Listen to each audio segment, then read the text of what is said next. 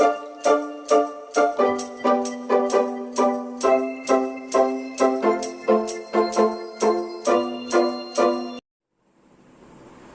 Friends, আমি শুভাশিস। আমি আজকে তোমাদের সেকেন্ড ভিডিওটা দেওয়ার জন্য চেষ্টা করছি, কতটা কি দিতে পারি।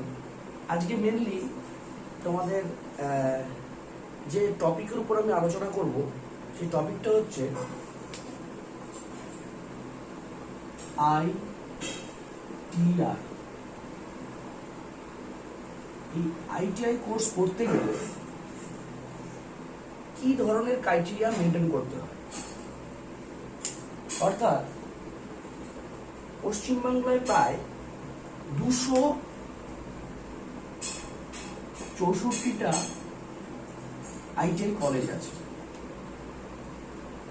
এর মধ্যে গভর্নমেন্ট কলেজ কিছু আছে, আবার প্রাইভেট কলেজ কিছু আছে, আবার গভর্নমেন্ট অ্যাফিলিয়েটেড কিছু প্রাইভেট কলেজ আছে। প্রথমত, যারা এবছর মাধ্যমিক পরীক্ষা দিয়েছে বা উচ্চ মাধ্যমিক পরীক্ষা এই 2-1 দিন আগে শেষ হলো, বা যারা 2-3 বছর আগেও মাধ্যমিক পরীক্ষায় পাশ করে গেছে, উচ্চ মাধ্যমিক পরীক্ষায় পাশ করে গেছে, প্রত্যেকেই এই আইটিআই কোর্সটা কিন্তু করতে পারে। তো আইটিআই কোর্স করতে গেলে কি কি ক্রাইটেরিয়া মেনটেন করতে হবে বা কিভাবে করা যাবে, সমস্ত ডিটেলস আমি আজকের ভিডিওতে দিয়ে দেবো।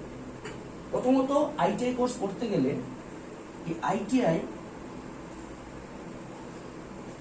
দুটো ক্যাটাগরি হয়।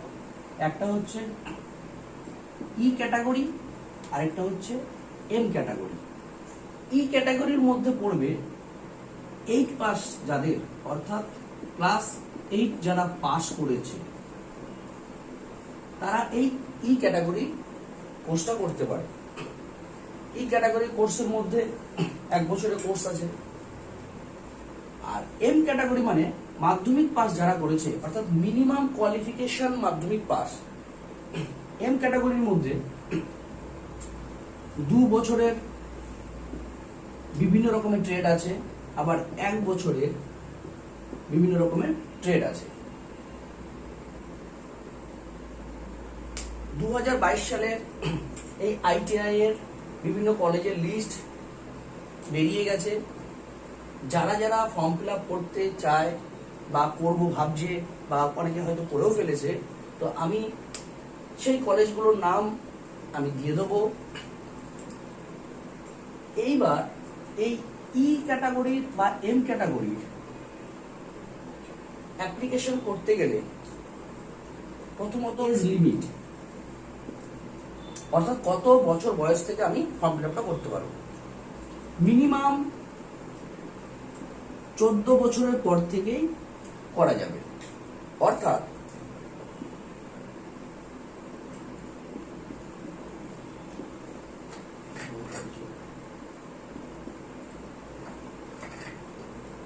এই বয়সের মধ্যে যাদের বয়স 14 বছর ক্রস করে যাবে, তারা কিন্তু এই ই ক্যাটাগরি বা এম ক্যাটাগরির ফর্ম ফিল আপটা করতে পারে। এবার আসি যে আইটিআইতে ফর্ম ফিল আপ করতে গেলে কি কি ডকুমেন্টস লাগবে। আধার কার্ড,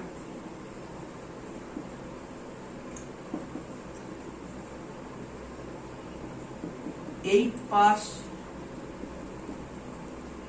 মার্কশিট, और যদি আমি এটা ই ক্যাটাগরি ধরি, আর এম ক্যাটাগরি হলে 10 পাস, মার্কশিট, বার্থ সার্টিফিকেট,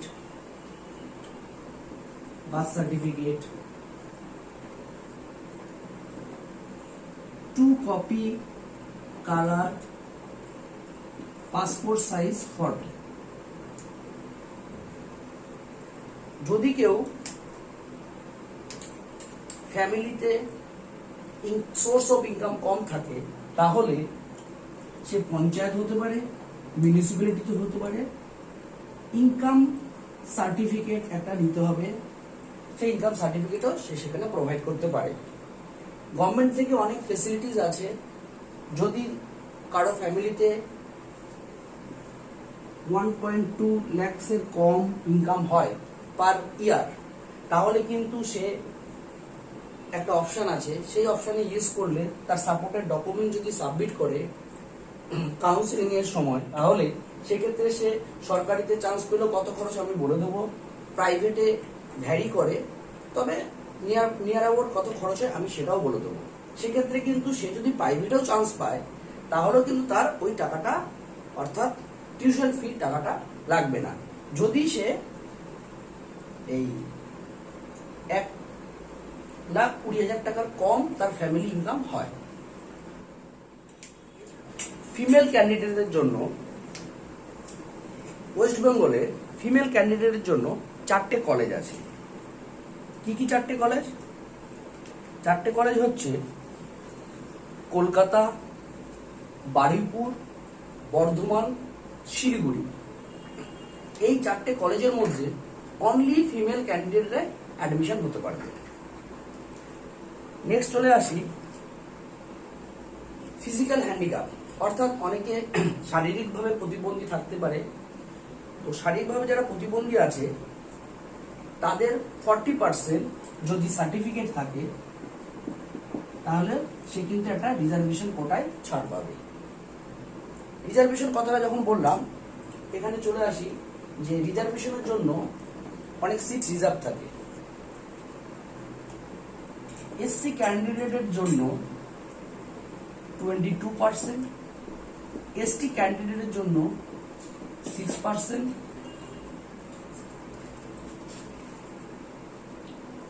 ওবিসির জন্য 7%, এছাড়াও ফিজিক্যালি হ্যান্ডিক্যাপ বা চ্যালেঞ্জ যারা থাকে তাদের জন্য 4% সিট রিজার্ভেশন থাকে। এইগুলো হচ্ছে ওই কলেজগুলোর জন্য সিট রিজার্ভ করা থাকে। আগে কি হতো, সব থেকে বড় জিনিস হচ্ছে প্রথমে আগে অল ওভার ওয়েস্ট বেঙ্গলে পরীক্ষা হতো, কিন্তু এখন সিস্টেমটা চেঞ্জ হয়েছে, অর্থাৎ মাধ্যমিক বা 8 পাসের মার্কসের উপর ডিপেন্ড করে র্যাঙ্কিংটা এখন করা হয়। সব থেকে একটা মজার বিষয় হচ্ছে 50% seat reserve for home district. সব থেকে বড় জিনিস হচ্ছে কারো বাড়ি যদি মেদিনীপুরে হয় তাহলে মেদিনীপুরের ছেলে বা মেয়ে মেদিনীপুর ডিস্ট্রিক্টের জন্য 50% তার সিট রিজার্ভ থাকবে। কারো বাড়ি যদি বাঁকুড়া হয়, বাঁকুড়ার ছেলে বা মেয়ের জন্য 50% সিট রিজার্ভ থাকবে। আমি একটা ছোট্ট পরিসংখ্যান দিচ্ছি। পশ্চিম মেদিনীপুরে এখনো পর্যন্ত 18টা আইটিআই কলেজ আছে। এই 18টা আইটিআই কলেজ সরকারি বেসরকারি মিলিয়ে, শুধুমাত্র দুটো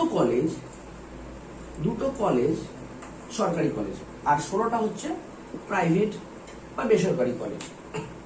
তাহলে যদি সেই ছেলের মাধ্যমিকে খুব ভালো রেজাল্ট থাকে তাহলে সে কিন্তু এই দুটো কলেজ, এই সরকারি কলেজে প্রথমে অ্যাপ্লাই করতে পারবে, আদারওয়াইজ বেসরকারি কলেজে অ্যাপ্লাই করতে পারে, কিন্তু সে কিন্তু সে হোম ডিস্ট্রিক্টে চান্স পেয়ে যাবে। এবার এখানে একটা প্রশ্ন আসছে যে আমি পাবো কিনা। যদি কেউ নিজের হোম ডিস্ট্রিক্টে চান্স না পায় অন্য ডিস্ট্রিক্টে করতে পারবে। ফর্ম ফিল আপের পরে, ফর্ম ফিল আপ যখন হয়ে গেল, অর্থাৎ নিজের সমস্ত ডকুমেন্ট যখন দেওয়া হয়ে গেল, তখন একটা অপশন আসবে ফিস, অর্থাৎ ফর্ম ফিল আপের ফিস। ফর্ম ফিল আপের ফিস মেল ক্যান্ডিডেটের জন্য 200 টাকা, ফিমেল ক্যান্ডিডেটের জন্য 100 টাকা। ফিমেল ক্যান্ডিডেটের সঙ্গে আর কোন ক্যান্ডিডেট থাকবে? ফিজিক্যালি হ্যান্ডিক্যাপ বা ফিজিক্যালি চ্যালেঞ্জ যে ক্যান্ডিডেট আছে তাদের জন্য 100 টাকা। এই টাকাটা কিভাবে দেওয়া যাবে? কেউ নেট ব্যাংকিং করতে পারে, ডেবিট কার্ড দিয়ে করতে পারে, ক্রেডিট কার্ড দিয়ে করতে পারে, এখানে অপশন দেবে। এবার চলে আসি 50% seat reserve for home district তো হলো, কিন্তু 9টা কলেজ আছে যে কলেজগুলো এই 50% সিট রিজার্ভ ফর হোম ডিস্ট্রিক্টের জন্য অ্যাপ্লিকেবল নয়, অর্থাৎ ওই কলেজে সবাই যেতে পারবে। সেই 9টা কলেজগুলো কি কি আমি একটু বলে দিচ্ছি। টালিগঞ্জে আইটিআই কলেজ, হাওড়ায় college, Kalyani college, Hooghly college, Durgapur college, Siliguri college, women's ITI Kolkata college, আর একটা কলেজ হচ্ছে ITI for physically challenge for boys and girls. তাহলে এই 9টা কলেজে যে কোনো ডিস্ট্রিক্টের ছেলে মেয়ে চান্স পেতে পারে, সেখানে পড়াশোনা করতে পারে। আর বাদ বাকি আমি যে বলেছিলাম 264, অর্থাৎ ওই 9টা কলেজ এখান থেকে বাদ হয়ে গেল। বাদ বাকি ওই যে কলেজগুলো আছে সেই কলেজগুলো কিন্তু যে কেউ ফর্ম ফিল আপ করতে পারে। নেক্সট চলে আসি বেসরকারি কলেজগুলো। অর্থাৎ বেসরকারি কলেজে কি হয়,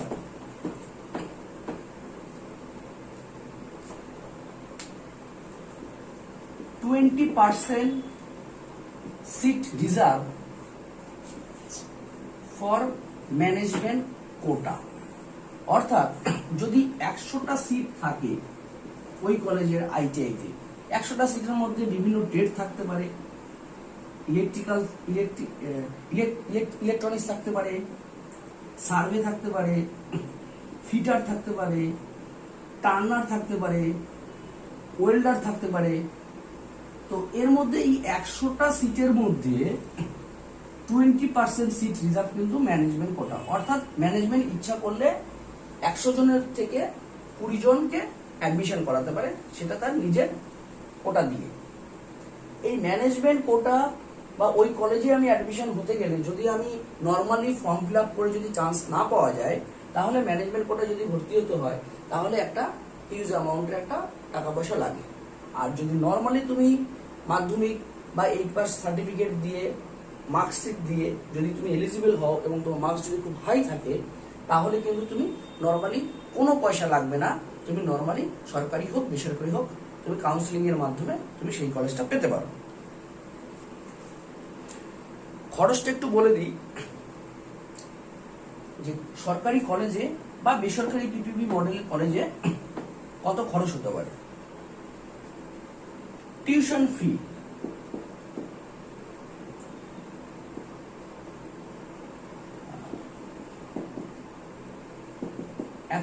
টাকা, অ্যাডমিনিস্ট্রেশন 100 টাকা, রেজিস্ট্রেশন এটা কিন্তু ওয়ান টাইম 30 টাকা, আর কন্যাশ্রী যদি থাকে 15 টাকা, এটাও ওয়ান টাইম। আর কশের মানি এটা হচ্ছে 100 টাকা। এই কশের মানিটা যখন তুমি পাস করে বেরিয়ে আসবে, যদি তোমার গুডউইল থাকে তাহলে কিন্তু তুমি সেই টাকাটা রিটার্ন পেয়ে যাবে অ্যাপ্লাই করলে। অলরেডি আইটিআই কলেজে 28/2/2022 এই ডেট থেকে কিন্তু ওয়েবসাইটটা ওপেন হয়ে গেছে। যারা যারা ফর্ম ফিল আপ এখনো করোনি, যদি তুমি টেকনিক্যালি কোনো পড়তে চাও যে আমি আইটিআই পড়তে চাই, তাহলে কিন্তু অবশ্যই তোমরা করতে পারো। এইবার এই সরকারি পরিসংখ্যানগুলো বলে দিলাম যে কত খরচ হতে পারে। এটা সরকারি জায়গায় খরচ হবে, বেসরকারি জায়গায় খরচ হবে। কিন্তু বেসরকারি জায়গায় যেটা টিউশন ফি অনেক বেশি পড়ে যায়। এই টিউশন ফিটা কিন্তু অনলি ফর সরকারি জায়গা থেকে নেবে। কিন্তু যদি বেসরকারি কলেজে হয়, অর্থাৎ তুমি কাউন্সিলিং এর মাধ্যমে চান্স পাওনি, তখন কিন্তু বিভিন্ন কোর্সের জন্য বিভিন্ন রকমের স্লট ভাগ করা আছে। তোমার হোম সেন্টারে যে কলেজগুলো আছে আমি লিস্ট দিয়ে দেবো, অ্যাড্রেস দিয়ে দেবো। তোমার যদি মনে হয় সেই সব কলেজগুলোতে তুমি যোগাযোগ করো, পার্সোনালি ফর্ম ফিল আপ করো, অনলাইনে পার্সোনালি যোগাযোগ করো। যদি ইনকেস তুমি চান্স না পাও, তাহলে সেই কলেজে গিয়ে ম্যানেজমেন্টের সঙ্গে কথা বলে তুমি কিন্তু অ্যাডমিশন হতে পারো।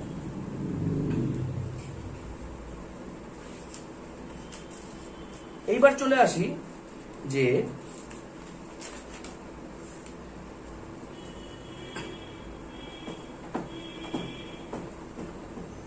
এখানে ফার্স্ট ইয়ারে অ্যাডমিশন নিলে, সেক্ষেত্রে কি হবে, ফার্স্ট ইয়ারে যখন তুমি অ্যাডমিশন নিয়েছো, তুমি যদি ফার্স্ট সেমিস্টারে 75% উপরে নম্বর পাও, তাহলে তুমি বিভিন্ন স্কলারশিপ পেতে পারো।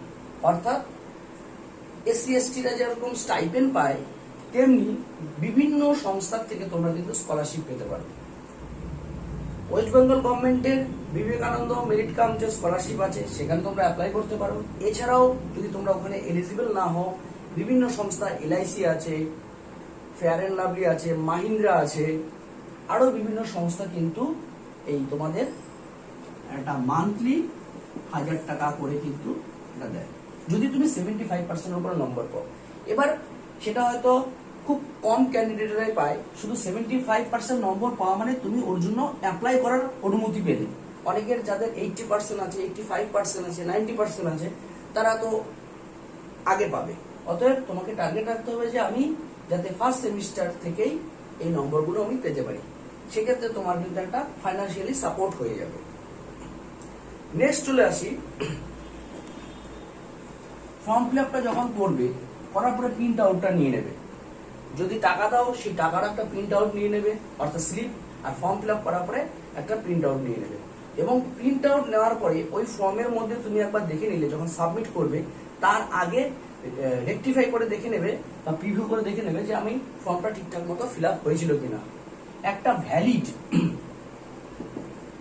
ফোন নম্বর দিতে হবে, যেটা সবসময় তোমার কাছে থাকবে, বা তুমি বাবার কাছে হোক, মার কাছে হোক, দাদা হোক, দিদি হোক, যেন ফোন নাম্বার দিতে। একটা ভ্যালিড ইমেল আইডি দিতে হবে যেখানে নক করবে। তাহলে এই দুটো জিনিস কিন্তু খুব সিরিয়াসলি মেনটেন করতে হবে। কোনো মতেই যে ফোন নাম্বারটা দেবে, অবশ্যই সেই ফোন নাম্বারটা পার্মানেন্ট ফোন নাম্বার দিতে হবে, তাহলে তোমার কাছে ইনফরমেশন, নোটিফিকেশন সবকিছু কিন্তু পেয়ে যাবে। কাউন্সিলিংটা কি হয়, কাউন্সিলিংটা যখন যেদিনকে শুরু হবে, অলরেডি তোমাকে মেল করবে বা ফোন করবে বা মেসেজ করে জানিয়ে দেবে। কাউন্সিলিং এর সময় তোমাকে বলে দেবে যে অমুক ডেটে এত টাইম থেকে এত টাইম অবধি তোমার কাউন্সিলিং আছে। তুমি কাউন্সিলিং এ কম্পিউটারের সামনে বসলে, যাদের কম্পিউটার নেই, মোবাইল থেকে যদি করতে না পারো, তোমরা কোনো সাইবার ক্যাফে কি করতে পারো, সেখানে বসে তোমার কাছে পর পর দিবে সিরিয়াল বাই এরকম কলেজগুলোর নাম চলে আসবে। পাশে কিন্তু লেখা থাকতেও পারে প্রাইভেট কলেজ বা গভর্নমেন্ট কলেজ, নাও থাকতে পারে। তাহলে কি করতে হবে, আমি এই ভিডিওর পরে আমি তোমাদেরকে যে কলেজের লিস্টটা দিয়ে দেবো, তোমরা প্রত্যেকটা ডিস্ট্রিক্টে যে যার হোম ডিস্ট্রিক্ট আছো, সেই ডিস্ট্রিক্টের ধরে ধরে গভর্নমেন্ট কলেজ, কোন কোন গভর্নমেন্ট, কটা গভর্নমেন্ট কলেজ আছে তার নাম কি, আর প্রাইভেট কলেজ, পিপিপি মডেলের বা প্রাইভেট কলেজ যেগুলো আছে সেইগুলোর নামগুলো লিস্ট আউট করে নেবে। সেক্ষেত্রে যখন তুমি কাউন্সিলিং এ বসবে, তখন তোমার সামনে যখন 1, 2, 3, 4, 5, 6, 7, 8 করে কলেজগুলো দিতে চাইবে, তখন কিন্তু তুমি গভর্নমেন্ট কলেজগুলোই পরপর দিয়ে দেবে। লাস্টে কিন্তু একদম 9 নম্বর বা 10 নম্বর, যদি 10টা অপশন দেয়, 9 বা 10 নম্বরে তুমি কিন্তু প্রাইভেট কলেজ দুটো দিয়ে দেবে। কারণটা কি, তুমি যদি সবকটা গভর্নমেন্ট কলেজ নাম দিয়ে দাও, কোনো কারণে কোনো গভর্নমেন্ট কলেজে সিট নেই, ফাঁকা নেই, সেক্ষেত্রে কিন্তু তুমি কিন্তু সেইবার অ্যাডমিশন নিতে পারবে না। তাহলে তোমার সাবস্টিটিউট ব্যাকআপের জন্য তুমি তোমার পছন্দ মতো 9 নম্বর আর 10 নম্বর দুটো প্রাইভেট কলেজ দিয়ে দেবে। সেক্ষেত্রে কি হলো, দুদিক থেকে তুমি সেফ থাকবে। তাহলে এটা কিন্তু ভেরি কেয়ারফুলি তোমাদেরকে কাউন্সিলিংটা করতে হবে। আগে কি হতো, আগে হতো অফলাইনে কাউন্সিলিং, অর্থাৎ ডকুমেন্টস নিয়ে যেত, ডকুমেন্টস নিয়ে গিয়ে সামনে যারা কাউন্সিলিং করান তারা বসে থাকতো, ডাকতো যে এই কলেজগুলো আছে, বা ডিসপ্লেতে উঠে যায় যে 1 থেকে 10 এই কটা কলেজ আছে, অর্থাৎ লাইনের বাইরে পর্যন্ত সে দেখতে পাচ্ছে কটা কলেজ আছে।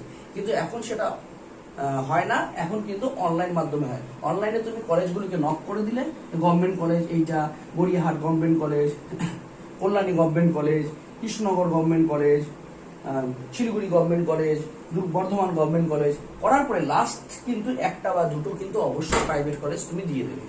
সেক্ষেত্রে তোমার সুবিধা হবে। আর যদি মনে করো যে না, আমি সবকটায় আমার যা মার্কস আছে আমি গভর্নমেন্ট কলেজই পাবো, তাহলে তুমি সবকটায় গভর্নমেন্ট কলেজ দাও।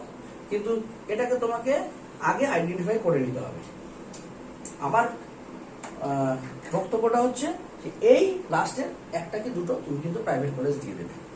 আমি তোমাদেরকে লিস্ট আউট করে দেবো কোন কোন কলেজের কোন অ্যাড্রেস, যদি তার ফোন নাম্বারও থাকে আমি সবকিছু ডিটেলসে দিয়ে দেবো, এবং ওয়েবসাইটটা আমি দিয়ে দেবো। তোমরা ওই ওয়েবসাইটে গিয়ে টোটালটা তোমরা দেখতে পারবে, বা আমার ভিডিওর শেষে আমি পুরো সমস্ত ডিটেলসটা আমি দিয়ে দেবো। যদি তোমাদের মনে হয়, অবশ্যই তোমরা আইটিআইটা ভালো করে দেখো, এখানে আরেকটা জিনিস বলে দিই, এটা তো গেল যারা রেগুলার ক্যান্ডিডেট, কিন্তু অনেকে চাকরি করে বা জব করে বা পার্ট টাইম জব করে, তারাও কিন্তু পড়াশোনা করতে চায়। তাহলে বিভিন্ন কলেজের সঙ্গে তোমরা কথা বলে, সেখানেও কিন্তু এই প্রাইভেট কলেজগুলোর সঙ্গে তোমরা কথা বলে কিন্তু তোমরা কোর্সটা করে নিতে পারো। অর্থাৎ দেখা গেল তুমি রাতে কোনো পার্ট টাইম জব করছো, দিনের বেলা তুমি কলেজ করতেই পারো। আর একটা জিনিস কি, এই কলেজগুলো ম্যাক্সিমাম 5 দিন হয়, অর্থাৎ 7 দিন হচ্ছে সপ্তাহ, তার মধ্যে 5 দিন হচ্ছে কলেজ হয়। তাহলে 2 দিন তুমি টাইম পাচ্ছ, তাহলে এই 5 দিন কলেজটা হয়। আর সেমিস্টার ওয়াইজ 6 মাস অন্তর অন্তর সেমিস্টার হয়। ঠিক আছে, আজকে এই পর্যন্তই। নেক্সট ভিডিওতে আমি আরো তোমাদেরকে পলিটেকনিক কলেজের সম্বন্ধেও কিছু ইনফরমেশন দিয়ে দেবো। Thank you.